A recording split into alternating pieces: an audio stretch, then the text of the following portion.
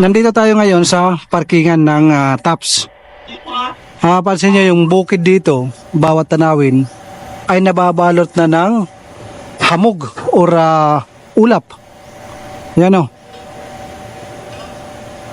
Dito yung parkingan nila. Dito yung aking kaibigan, nagpa-park. Malaking tulong din tong ating kaibigan dahil isang tawag lang to the rescue agad. Ngayon pupunta na tayo doon sa itaas. Mula doon sa may parkingan, kailangan nating maglakad papunta doon sa itaas. Medyo malayo-layo pero ayos lang. Para masilayan natin yung fog na ito at hintayin natin yung gabi para makita natin yung ilaw ng syudad ng Cebu. TAPS. Ayan yung parking papunta doon. Nagfa-fog na oh. Kita nyo? Hindi na kailangan pumunta ng Baguio. Ayan. Siyempre, meron tayong ticket para ipakita dito sa... Meron tayong ticket para ipakita sa exit. Exit na kala kayo. Oh, entrance. Ayan. Merong flower shop dito sa likod, oh.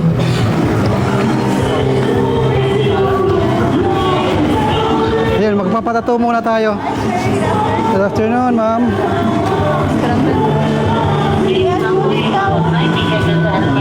Meron silang tattoo. Ayan. TAPS, the circle. Ngayon, makikita nyo na. Masisilayan nyo na ang napakagandang tourist spot dito sa Cebu.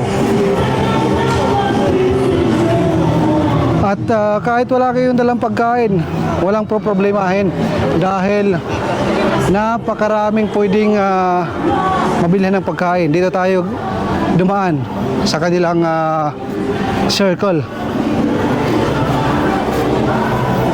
Ayan. Meron mga kumakain, siyempre. Meron tayong mga kababayan na nandito, nagbabakasyon, nagre-relax. Excuse ma'am. Ayan. So ito yung view na makikita nyo pag alas 6 pa lang. Ayan. Yan yung view dito. Alright. Alright. Talagang sulit yung 100 na yung binayaran. Hello! Ay muna ka! Praise your yaya! Uy, nakawan. Naglakad pa kami kasi napakalayo ng parkingan. Ayan yan pala. Ayan yung view na inyong makikita. Halos hindi makita yung syudad sa kapal ng fog. Bibigit ka din niya, Clouds. Ito yung ating kaibigan. Hindi ba iwasang mag-picture-picture dahil sa ganda ng lugar? Hindi makita ang Cebu. Oh. Siguro mamaya, pag sapit ng alas 6, alas 7, may isilayan na natin yung ilaw. Napakaraming nagpupunta dito. Ang kapal ng usok. Kapal ng fog. So ayun, finifeel ko yung lamig na ating nararamdaman ngayon. Kung mapapansin nyo, dapat makikita natin yung city ng Cebu, yung ilaw. Pero dahil sa kapal ng ulap o kapal ng fog, ay halos hindi na natin makita. Ang nakikita nyo sa aking mga likuran, sila yung mga galing pa sa iba't ibang lugar para mabisita, makita ang napakagandang tourist spot dito sa Cebu. Ito yung TAPS. Ikutin natin para makita nyo ng maayos hanggang doon sa sulok. Ayan.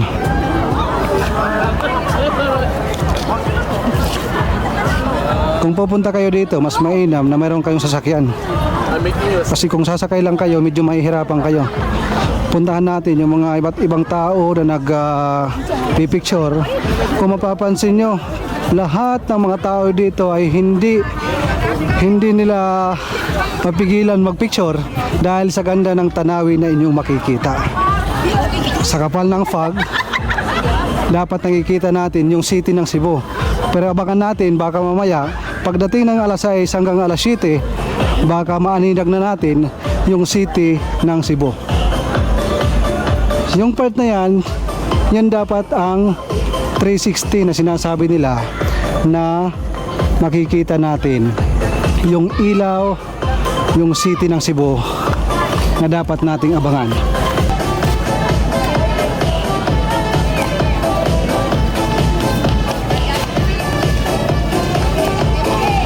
Pagdating naman dito sa kabilang side, ito ang inyong makikita.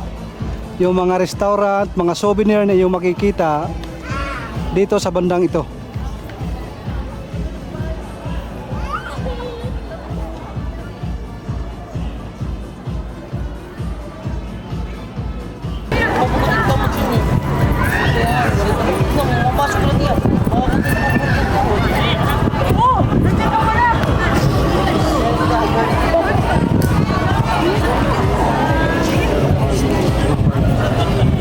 Bumababa na, umaagos na yung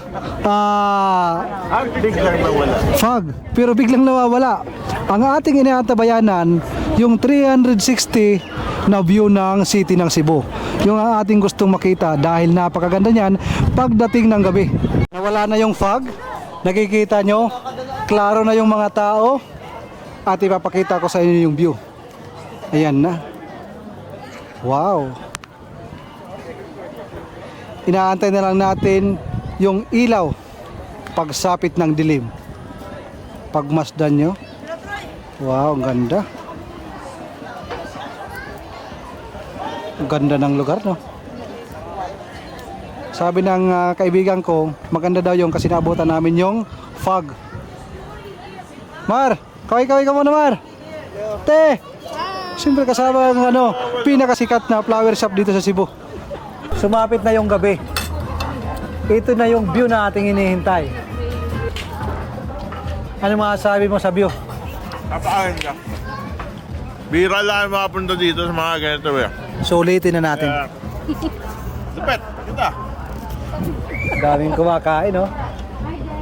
Kahit gabi na. Dito, kita natin ang buong Cebu. Kahit gabi na, napakarami pa rin ang nagpipicture.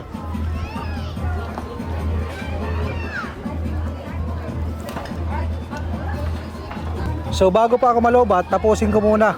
Ako muna yung magpapaalam sa aking video. Share sa inyong lahat. Maraming salamat sa pagsubaybay nyo sa aking videos. So magandang araw. Kung plano nyong pumunta ng Cebu, huwag kakalimutan magpunta sa Taps. Ito ay napakagandang puntahan.